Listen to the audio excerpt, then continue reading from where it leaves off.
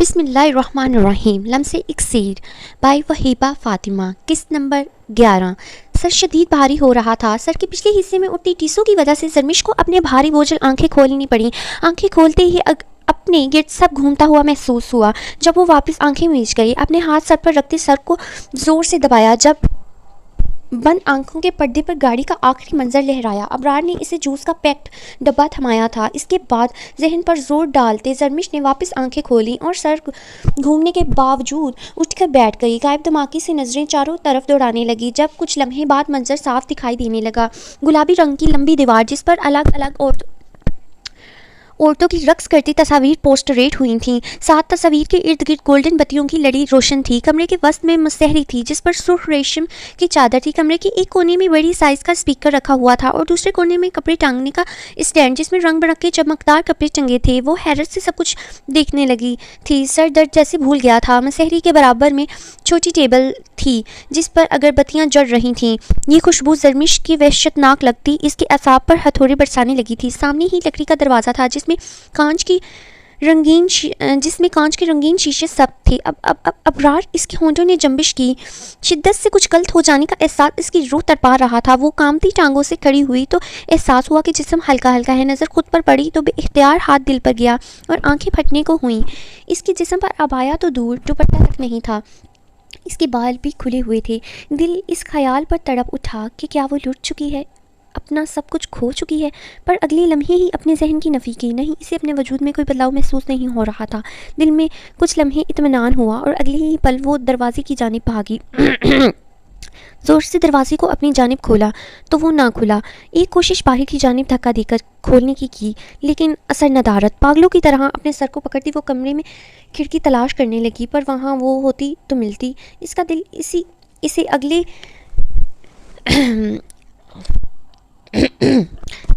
اسے گواہی دے چکا تھا کہ وہ غلط مقام پر پہنچ چکی ہے۔ باہر سے آتی رقص کی آوازیں اس کو یہ بتانے کے لیے کافی تھیں۔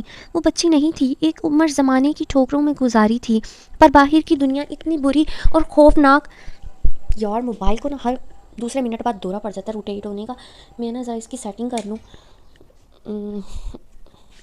لیں، اب نہیں یہ روٹیٹ ہوگا۔ باہر کی دنیا اتنی بری اور خوفناک نہیں تھی جتنا یہ کمرہ تھا۔ کھولو دروازہ، کوئی ہے، پلیز کھولو اسے۔ آنسو قطار در قطار موتیوں کی لڑی کی صورت بہنے لگے۔ وہ کانپتے ہاتھوں سے دروازے کو پیٹنے لگی۔ خدا کے لیے کھولو اسے۔ اب وہ پوری طرح دروازے کو پیٹنے لگی تھی، جیسے توڑنے کی جستجو میں تھی۔ کسی خیال کے تحت وہ کوئی بھاری چیز کمرے میں تلاش کرنے لگی جس سے یہ دروازہ ٹوٹ جائے، پر وہ بھی موجود نہیں تھی۔ کافی دیر دروازہ پیٹنے کے بعد اس کے ہاتھ سن پڑنے لگے۔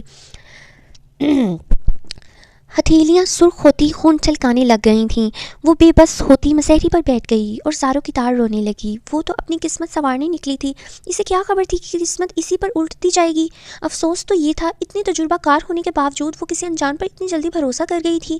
تمہیں کیڑے کھائیں ابرار، تم کتے کی موت مرو، تم روڈ پر نکلو اور ٹینکر تمہیں کچل جائے بغیرت۔ وہ روتے ہوئے مستقل ابرار کو بددعائیں دے رہی تھی۔ زریمہ، اینارہ بی بی کی ہم شکل جاگ گئی ہے، کافی شور مچا رہی ہے۔ ابھی وہ بول ہی رہی تھی جب زریمہ نے زور سے اس لڑکی کے پیر پر اپنا جوتا مارا اور فکر مندی سے بانو بائی کی طرف دیکھا جو ریشم سے بات کرنے میں مصروف تھی۔ سچ شکر بانو بائی نے یہ سنا نہیں تھا۔ اگلے ہی لمحے زریمہ اس لڑکی کا ہاتھ دبوچتی سے کمرے سے راہداری میں لے گئی اور ایک زوردار تھپڑ اس لڑکی کے منہ پر مارا۔ اگر دوبارہ تمہارے منہ سے اینارہ کا نام نکلا یا تم نے کسی سے کہا کہ وہ لڑکی اینارہ کی ہم شکل ہے تو تمہیں زندہ جلا دوں گی۔ باقی دونوں لڑکیوں کو بھی بتا دو، سمجھی؟ غصے سے کہتی زریمہ ہمیں پیچھے مڑی تو اپنے عین پیچھے ریشم کو دیکھتی ٹھٹک گئی۔ کیا چل رہا ہے زریمہ تمہارے دماغ میں؟ اور اینارہ کی ہم شکل کون؟ کہیں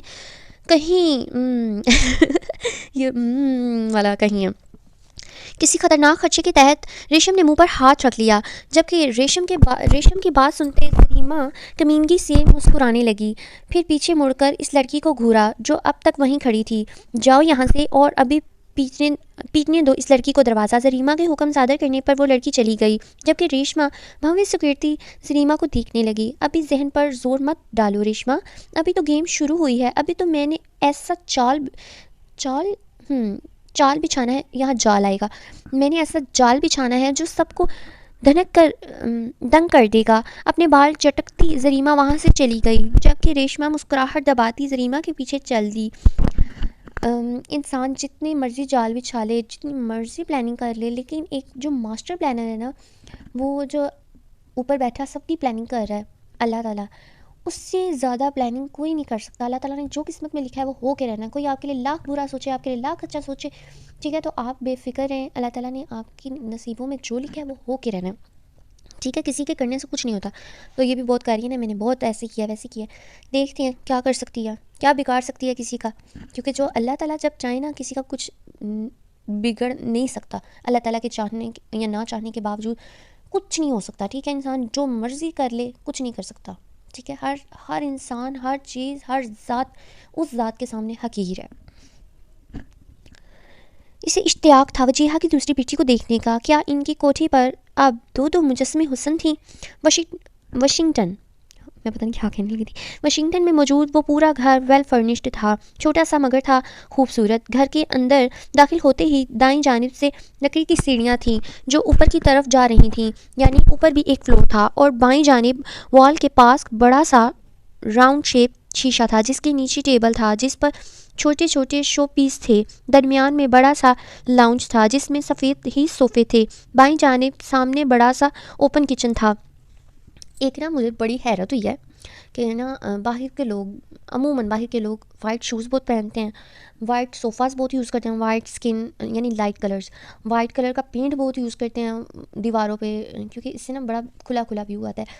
لیکن ہم پنجابی لوگ، ہم پاکستانی لوگ جو ہے نا، تو ہم وائٹ کلر نہیں یوز کر سکتے. بچے گندے ہاتھ لگاتے ہیں، پینسل لے کے نقوش بنانے شروع کر دیتے ہیں، مینہ کاریاں شروع کر دیتے ہیں. اوف اللہ، ہمارے پورے گھر میں لٹرلی وائٹ کلر ہوا ہے. تو توبہ توبہ، ہمیں ہر عید نا لے کے نا صابن پوری دیواریں دھونی پڑتی ہیں، بیکاز ہماری دیواروں پہ نا پوری نقاشی ہوئی ہوتی ہے.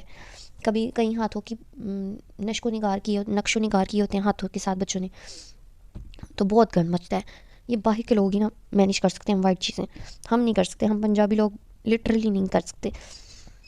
ٹھیک ہو گیا. سفید ہی صوفے تھے. بائیں جانب سامنے بڑا سا اوپن کچن تھا اور اس کے برابر میں سفید رنگ کا ہی ووڈن ڈور. کچھ فاصلے پر ایک اور دروازہ اور اسی رو میں بنے 2-3 کمرے تھے، یعنی نیچے کے پورشن میں کل 3 بیڈ روم تھے. صوفے یوں لگے تھے ایسے، توبہ، جیسے پولیس تفتیش کرتی ہے ایسے دیکھ رہے تھے کہ بیٹھنے والے صوفے یوں لگے ہوئے تھے کہ بیٹھنے والے کی کچن کی طرف پشت ہوتی اور سامنے وال پر بڑے سائز کا LED ٹی وی لگا تھا. تو تم مسٹر XYZ یعنی میری سرونٹ، یہ رہا کچن. ایلف کے کہنے پر اس نے ایک مرتبہ بھی نظر کچن پر ڈالی تو کچن کیبنیٹ سے ہوتی اس کی نظر واشنگ سنک پر آ ٹھہری جہاں برتنوں کا انبار لگا ہوا تھا. ارزق خانزادہ کو اچانک گھن سی آئی تھی. اس کے گھر میں اس سے 10 گنا بڑا کچن موجود تھا. وہ خود بھی کوکنگ کرتا تھا، لیکن اتنا گند. ارزق کے چہرے کے اتار چڑھاؤ دیکھتے ایلف دانتوں تلے انگوٹھے دبا گئی. تھوڑی فکر ہوئی کہ اتنے برتن، مجھے لگا ایلف بول پڑی ہے، تھوڑی فکر ہوئی کہ اتنے برتن دیکھ کر اگر وہ بھاگ گیا تو، یا وہ اس کے بارے میں کیا سوچ رہا ہوگا. تم فکر مت کرو، میں آج تمہاری مدد کروں گی. اور یہ برتن میں بیمار تھی اس لیے جمع ہو گئے، ورنہ میں یہ بہت صفائی پسند ہوں. یار میں کوشش، اب میں نا ایلف کی ڈائلاگ سیدھی بولوں گی، میرے سے نہیں بولے جا رہے. میں نے کوشش کی ہے تو وہ نہیں بولے جا رہے، تو میں سیدھے بولوں گی، ٹھیک ہے. اگر آپ کو توڑ کے پسند آئے ہیں تو آپ مجھے کمنٹ کریں، میں جیسے لکھا ہے توڑ کے ویسے بول لوں گی، لیکن نہیں سوئی بولا جا رہا. ایلف کی وضاحت دینے پر ارزق نے اس سے کن اکھیوں سے دیکھا کہ ایلف نظریں چراتے آگے بڑھ گئی. یہ کیا کر رہی ہوں میں، اپنا ماتھا مسلتے اس نے خوف سے سوچا. فی الوقت وہ خود نہیں سمجھ پا رہا تھا وہ یہ سب کیوں اور کس لیے کر رہا ہے. کہلاتے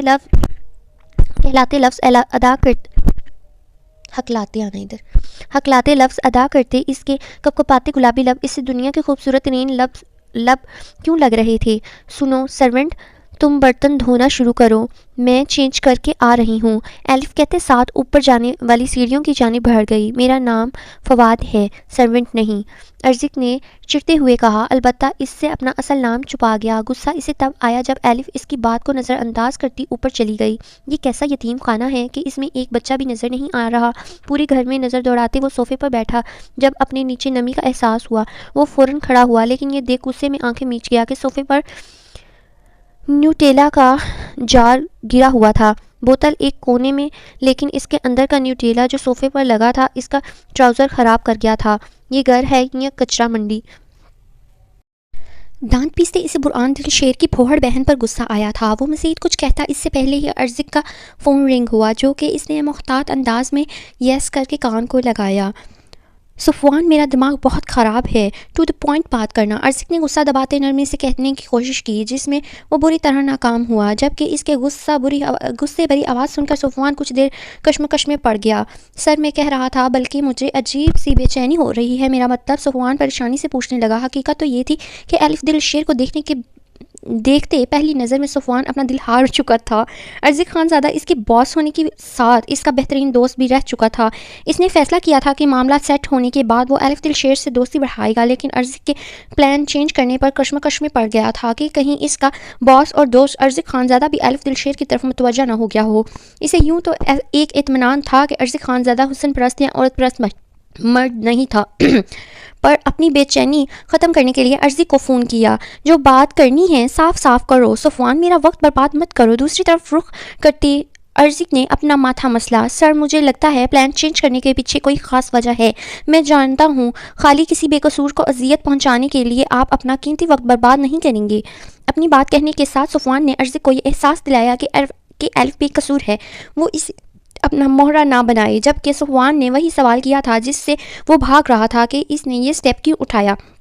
خود کو بہلانے کے لیے کوئی ایک بہانہ بھی ایسا نہ تھا کہ ارزق مطمئن ہو جاتا، اور نہ ہی وہ یہ قبول کرنے پر آمادہ تھا کہ یہ عمل دل کے زور زبردستی پر ہوا ہے کہ انسان کے کچھ عمل بالکل بے وجہ اور بے اختیار ہوتے ہیں۔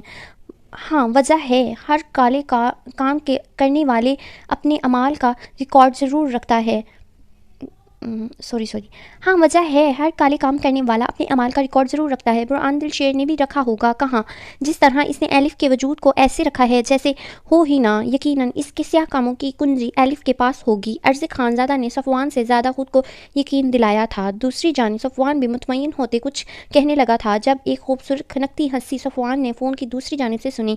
ارزق، جو مکمل صفوان کی طرف متوجہ تھا، اپنے پیچھے دل موہ لینے والی کھنکھناہٹ نے دل پر نکیل ڈالی تھی۔ فون کاٹتے پلٹ کر دیکھا تو وہ اسے ہی دیکھتے منہ پر ہاتھ رکھے ہنس رہی تھی۔ بلیک لانگ ڈھیلی ٹی شرٹ جو شاید ڈبل ایکسل سائز کی تھی، جس میں ایک کی جگہ 5 الف سما جائے، نیچے بلیو جینز اور پاؤں میں سفید بالوں سے بھری سافٹی پہنے، البتہ سر پر ابھی تک وہی حجاب تھا۔ کیا ہوا، ایسے کیوں ہنس رہی ہو؟ الف کے سحر انگیز ہنسی سے باہر نکلتے تشویش سے پوچھا، جبکہ الف کا اشارہ دیکھتے اس کا رنگ بدلا تھا۔ وہ پلٹ کر اپنی بیگ کی طرف اشارہ کر رہی تھی، جبکہ اس کی بات کا مطلب سمجھے بغیر ارزق کو اس لڑکی پر غصہ آیا تھا۔ اتنا بے شرمی کا مظاہرے پر نظر پھیرنے پر اس کی نظر صوفے پر لگے نیوٹیلا پر پڑی تو اندازہ ہوا وہ اسے اپنی بیگ نہیں بلکہ ارزق خان زادہ کو اس کی بیگ پر لگے گند کا بتا رہی تھی۔ یکدم ارزق کے ہونٹ مسکرائے۔ اس کو واش کر لو، بچے آنے والے ہیں، سمجھیں گے تم نے۔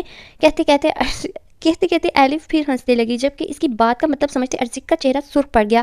عجیب بےہودہ لڑکی تھی۔ وہ کچن میں گیا اور اپنا موبائل سلیب پر رکھتے دیوار پر لگے ٹیشو رول سے ٹیشو کھینچنے لگا۔ ایک ساتھ ڈھیر سارے ٹیشو کھینچنے پر ایک دم الف چیخی، اے پاگل، یہ پیسوں کا آتا ہے، مال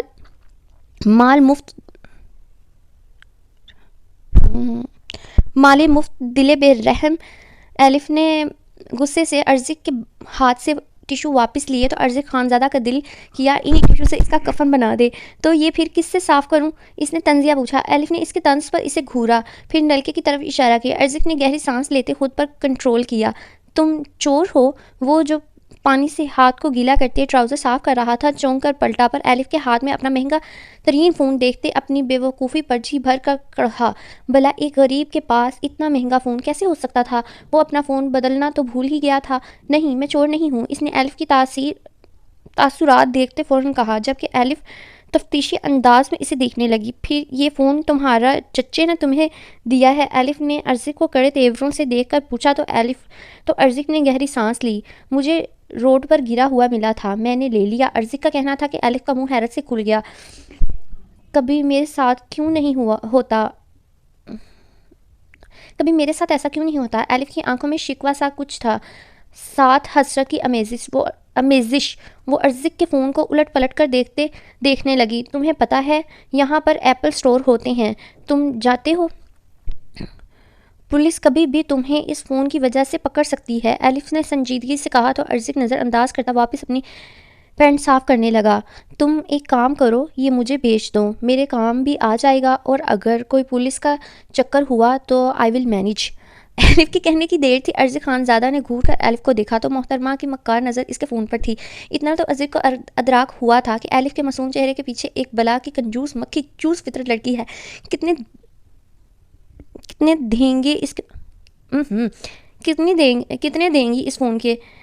کچھ سوچتے ارزق نے بھویں اچکائے پوچھا۔ وہ دیکھنا چاہتا تھا کہ مقابل کتنی دھوکے باز ہو سکتی ہے۔ اس فون کی اوریجنل قیمت $3400 ہے، پر یہ چوری کا ہے تو میں تمہیں منتھلی قسط پر $500 پر منتھ دوں گی۔ اگر اتنے میں پولیس نے لے لیا تو تمہیں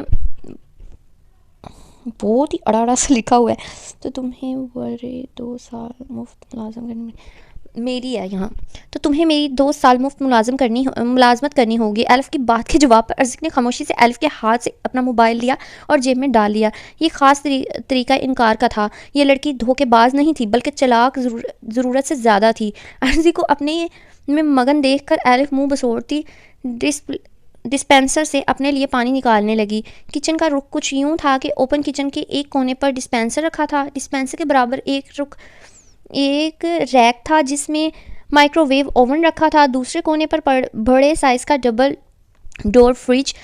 بس اب کام کرو یا پورا وقت پینٹ صاف کرنے میں برباد کرو گے، رک کر کہتی ایلف کچن سے نکل گئی۔ ارزق خانزادہ اس کے جانے پر مسکرایا۔ چلاک کبوتری، پر جانتی نہیں کہ کس باگڑ بلے کے پنجے کے نیچے دبنے والی ہے۔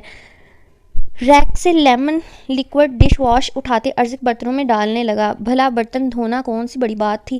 وہ الگ بات تھی کہ اس نے کبھی یہ کام کیا نہیں تھا۔ قسم سے یہ ارزق اور ایلف والے ڈائلاگز بولتے ہوئے نا میری زبان اتنی اڑتی ہے قسم سے، باقی سارے میں فلوئنٹلی بول لیتی ہوں، اس میں پتہ کیوں اڑتی ہے؟ انہوں نے بہت توڑ کے لفظ لکھے ہیں کیونکہ ایلف اڑتی ہے اس لیے، تو وہ پڑھتے پھر جو صحیح ورڈ بھی ہوتے ہیں وہ ان پہ بھی رک کے ذرا غور و فکر کرنا پڑتا ہے۔ تو آپ پلیز اس کو نہ ذرا اگنور کر دیجیے گا جو میرا اڑنا ہے، ٹھیک ہے؟ گاڑی تیزی سے اپنے سفر کی طرف رواں دواں تھی۔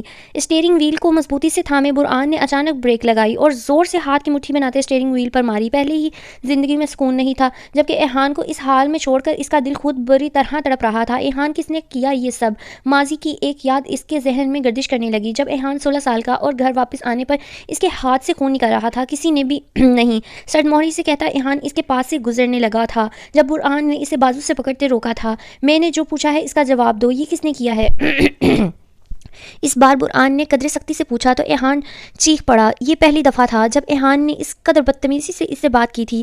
کیا لگا رکھا ہے کس نے مارا؟ آج آپ اتفاق سے گھر پر ہیں تو آپ کو یہ چوٹ نظر آئی ہے۔ میں روز ایسی کئی چوٹیں لگوا کر آتا ہوں، میں اپنے معاملات خود ڈیل کرنے کا عادی ہوں، تو مہربانی کریں اپنے کام سے کام رکھیں۔ ایہان چیخ کر کہتے ساتھ وہ رکا نہیں تھا بلکہ برآن کو پتھر کا چھوڑ وہاں سے چلا گیا تھا۔ اس کے بعد سے برآن نے ایہان کے ساتھ گارڈ مقرر کر دیے تھے۔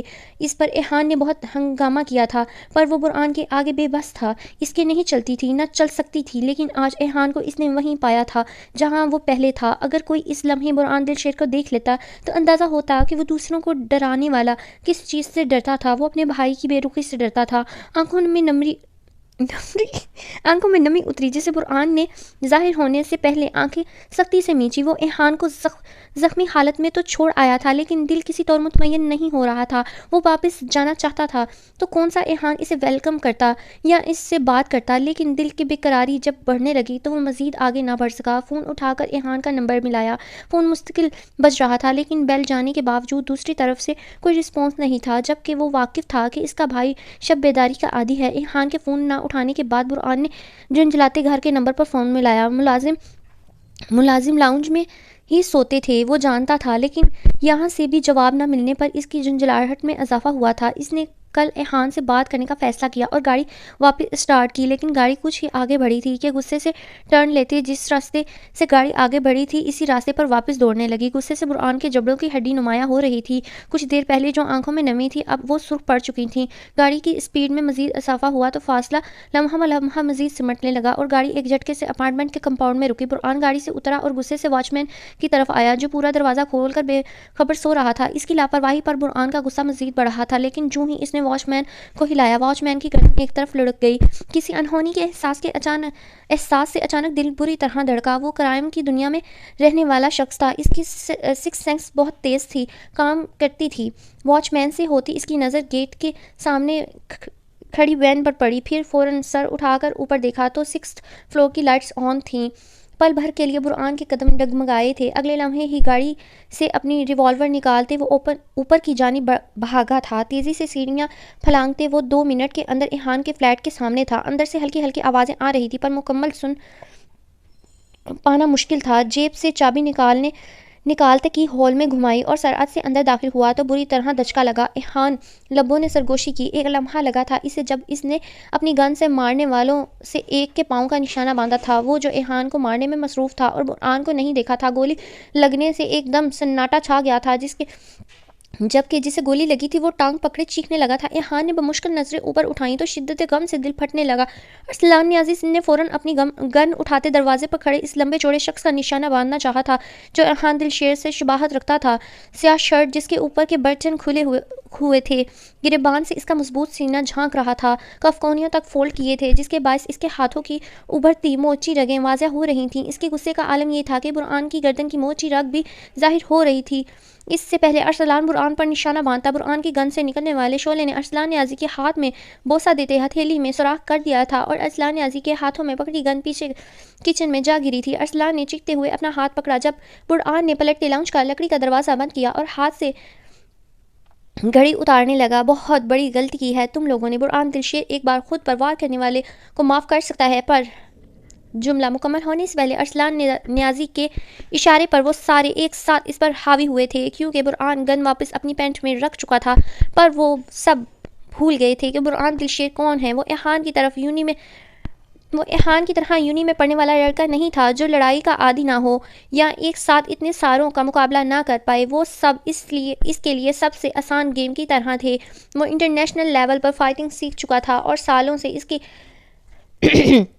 پریکٹس اپنی دشمنوں پر کر رہا تھا، پر پھر یہ یونیورسٹی میں پڑھنے والے 5 لڑکے کون سی بڑی بات تھی۔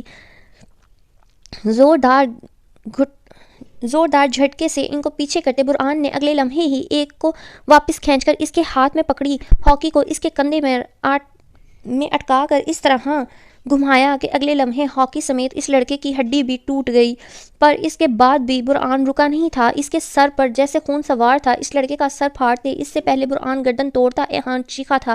برآن کی نظر ایحان پر پڑی تو پل بھر کے لیے برآن ٹھہرا تھا۔ ایحان کی آنکھوں میں آنسو کے ساتھ نمی تھی۔ وہ رک رہا تھا، اسے کچھ انتہائی کرنے سے منع کر رہا تھا، جبکہ باقی 3 لڑکے برآن سے ڈر کر پیچھے ہوئے تھے۔ اب وہ بری طرح پچھتا رہے تھے۔ ارسلان نیازی تو سیاسی باپ کی اولاد تھی، لیکن وہ کیوں بلا وجہ میں مارے جاتے جبکہ ان کے تو ایحان سے کوئی دشمنی بھی نہیں تھی۔ ایحان کی التجا سمجھتے برآن نہ چاہنے کے باوجود اس کی گردن چھوڑ چکا تھا۔ ایحان دلشیر کمزور اس لیے ہے کہ اس کے دل میں احساس دھڑکتا ہے، یہ جان نہیں لے سکتا کسی کی، بٹ آئی سویئر میں جان لینے سے گریز نہیں کروں گا، تم لوگوں کی بوٹی بوٹی کر کے اپنے کتوں کو کھلا دوں گا۔ برآن نے ان لڑکوں کی جانب دیکھتے کہا تو وہ سب کے سب ایک بار پھر برآن کے آگے ہونے کی غلطی کر بیٹھے تھے، کیونکہ وہ شخص تو ویسے بھی نہیں بخشنے والا تھا۔ پھر لڑ کر ایک بار پھر وہ غلطی کر بیٹھے تھے۔ محض 2 منٹ کا وقت لگا تھا، بنا ان کی ہڈیاں توڑے وہ انہیں ڈھیر کر چکا تھا۔ ان میں سے کسی ایک کی بھی ہمت نہیں تھی کہ وہ زمین سے اٹھ پاتے، اور اگر ہمت ہوتی وہ تب بھی اٹھنے کا ارادہ نہیں رکھتے تھے کہ برآن دلشیر کی وحشت پن اور درندگی سے ڈر گئے تھے، جبکہ اب برآن کے ہونٹوں پر استحضاء مسکراہٹ تھی اور قدم ارسلان نیازی کی طرف بڑھنے لگے تھے۔ تم مجھے جانتے نہیں ہو۔ صوفے کے پیچھے ہوتے ارسلان نیازی اطراف میں دیکھنے لگا تھا کہ کہیں سے گن نظر آ جائے، لیکن گن کچن میں جاتی نہ جانے کون سے کونے میں جا گھسی تھی۔ مجھے جاننے کا شوق بھی نہیں ہے، نہ ضرورت، پر اب ضروری ہے کہ تم مجھے بہت اچھے سے جان لو۔ کہتے ساتھ برہان نے گریبان سے پکڑ کر جھٹکا دیا تو ارسلان صوفے سے ٹکراتا منہ کے بل برہان کے قدموں میں جا گرا۔ بالوں سے دبوچتے برہان نے اسے اپنے مقابل کیا اور ایک زوردار مکہ اس کے ناک پر مارا کہ وہ ناک پکڑتے چیخنے لگا۔ اس کی ناک سے خون بہنے لگا تھا۔ سرد ترین نظر سے ارسلان کا تڑپتا وجود دیکھتے برہان نے اپنی شرٹ اتاری اور ارسلان نیازی کے منہ میں ٹھونس دی تاکہ اس کی چیخیں نکلنے سے پہلے گھٹ جائیں، اور اگلے ہی لمحے ارسلان کو جھٹکا دیا تو وہ صوفے پر بیٹھتا روتے ہوئے نفی میں سر ہلانے لگا۔ برہان اس کے سامنے ٹیبل پر بیٹھا اور دونوں کوہنیاں اپنے گھٹنوں پر ٹکائے کچھ سوچتے گردن موڑ کر پیچھے دیکھا تو ایہان نیم آنکھوں سے اسے ہی دیکھ رہا تھا جس میں اب بھی التجا تھی، پر برہان مکمل نظر انداز کرتے ارسلان نیازی کی طرف مڑا۔ ارسلان نیازی جو موقع کو غنیمت جان کر برہان کی پینٹ سے گن نکال رہا تھا، برہان کے پلٹنے پر بری طرح گھبرایا۔ یہ چاہیے، برہان نے کہتے ہوئے اپنی گن اس کے سامنے کی تو ارسلان نیازی کو سمجھ نہ آیا وہ اٹھائے یا نہ اٹھائے۔ دونوں میں ہی رسک تھا، اگر اٹھاتا تو برہان اس کی جان لے لیتا اور اگر نہ اٹھاتا تب بھی وہ نہ بخشتا۔ لو، یہ واحد موقع ہے بچنے کا، اس کے بعد تو تمہیں اپنی قسمت پر رونے کا موقع بھی نہیں ملے گا۔ برہان کے کہتے ہی ارسلان نے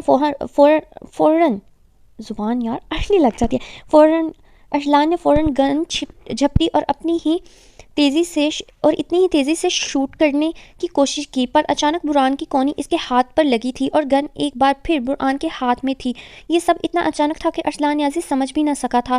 اچھی کوشش تھی۔ اب غور سے سنو، اپنے سیاسی کرمنل باپ سے ایک مرتبہ ضرور پوچھنا کہ برہان دلشیر کس بلا کا نام ہے، تو تمہیں اس کے بھائی پر ہاتھ ڈالنے پر، اپنے پیدا ہونے پر افسوس ہوگا۔ ہنستے ہوئے برہان نے وہ گن ارسلان کے کندھے پر ماری تو وہ درد سے بلبلاتے زمین پر لوٹ گیا۔ برہان نے اسے واپس صوفے پر بٹھاتے اس کے ہاتھ کی انگلیوں میں اپنے ہاتھ کی انگلیوں کو گھسایا اور ایک جھٹکا دیا تو وہ انگلیاں اپنا رخ بدلتی ٹیڑھی ہو گئیں۔ منہ میں کپڑا ہونے کے باوجود ارسلان نیازی کی چیخیں بلند ہو رہی تھیں۔ انسانیت مت بھولیں، حیوان کے ساتھ حیوان نہیں بنا جاتا۔ ایہان کی تکلیف دہ آواز پر برہان نے ضبط سے آنکھیں بند کر کے کھول لی۔ معذور نہیں ہوگا، یہ تم سے زیادہ تجربہ ہے مجھے ایہان دلشیر، لیکن یہ سال بھر بستر سے نہیں اٹھے گا، اور اگر تم نے مجھے اب ایک لفظ کہا تو تمہاری ہمدردی اسے بھاری پڑے گی، میں اسے موت کی نیند سلا دوں گا۔ کہتے ساتھ برہان نے ارسلان کے منہ پر زوردار مکہ مارا اور پھر ایک کے بعد ایک مارتا گیا کہ ارسلان نیازی بے ہوش ہو گیا۔ برہان نے اس کی زخمی بے ہوش وجود کو دیکھتے گردن پر انگلی رکھ کر ایک نس کو دبایا۔ انگوٹھے کا رخ پچھلی جانب تھا۔ اب ارسلان نیازی ہوش میں تو آتا پر بولنے سے محروم ہو جاتا۔ جب تک اس کا علاج ہوتا اس کی آواز واپس آنے میں ایک لمبا عرصہ جانا تھا، اور جو زخم برہان نے اسے دیے تھے وہ بستر سے نہیں اٹھنے والا تھا۔ اچانک اس نے ٹیبل پر رکھی فروٹ باسکٹ سے چھری اٹھائی اور ارسلان نیازی کی تھائی پر زوردار وار کیا، عین اس جگہ جہاں اس نے ایہان کو زخم دیا تھا۔ پھر ہاتھ جھٹکتے ایک ٹھوکر ارسلان نیازی کے جسم پر مارتے فون ملائے کان سے لگایا۔ تیسری بیل پر فون اٹھا لیا گیا۔ لوکیشن بھیجی ہے، آدھے گھنٹے میں یہاں پہنچو اور یہاں سے سب کچھ کلیئر کر دو جیسے کچھ ہوا ہی نہیں، اور ہاں، ان کتوں کو ان کے مقام پر پہنچا دینا۔ اپنے خاص آدمی کو حکم صادر کرتے برہان نے اس مخصوص نمبر پر لوکیشن سینڈ کی اور فون جیب میں ڈالتے قدم ایہان کی طرف بڑھائے۔ گھٹنوں کے بل وہ برہان کے سامنے بیٹھا تو ایہان نے واضح برہان کی آنکھوں میں نمی دیکھی۔ اس بار برہان نظریں نہیں پھیر سکا تھا۔ اس لمحے وہ شدید تکلیف میں تھا، لیکن اس سے زیادہ تکلیف دہ یہ سچویشن تھی۔ دل نے شدت سے خواہش کی تھی کہ برہان آگے بڑھ کر اسے گلے لگا لے، پر کبھی اس کی ایسی کوئی خواہش پوری ہی کب ہوئی تھی۔ لیکن بھی اگلے لمحے ہی ایہان کو ادراک ہوا تھا کہ اس کی دعا دل سے نکلتے ہی قبولیت کا درجہ پا چکی ہے۔ برہان نے آگے بڑھتے شدت سے ایہان کو خود سے بھینچا تھا۔ ایہان کی آنکھوں سے ٹوٹ کر گال پر بہنے لگے تھے۔ ایہان کے آنسو آنکھوں سے ٹوٹ کر گال پر بہنے لگے تھے۔ دھندلی ہوتی آنکھوں کے ساتھ ایہان نے اپنے ہاتھ کا حصار برہان کے گرد کھینچنا چاہا، پر اس کے حواسوں نے اتنی مہلت نہیں دی تھی کہ وہ برہان کے پکڑ میں ہوش کھو چکا تھا۔ ایہان کے وجود کو ڈھیلا پڑتے دیکھ برہان نے فوراً اس سے جدا ہوا تھا اور اگلے لمحے ہی اسے اپنے مضبوط بازوؤں میں اٹھایا تھا۔ کوئی اور ہوتا تو حیرت کرتا کہ وہ کتنے آرام سے ایک باڈی بلڈر لڑکے کو گود میں اٹھا کر چل رہا تھا، لیکن کوئی برآن دل شیر سے پوچھتا جس کی نظر ایحان پر تھی، جو آج بھی اسے وہی 10 سالہ بچہ محسوس ہو رہا تھا جو بہت شوق سے اس کی گود میں چڑھتا تھا۔ وقت کے گزر جانے کا احساس شدت سے ہوا تھا کہ وہ اس کے سینے پر لوٹنے والا اس کا لاڈلا بھائی کتنا بڑا ہو گیا تھا۔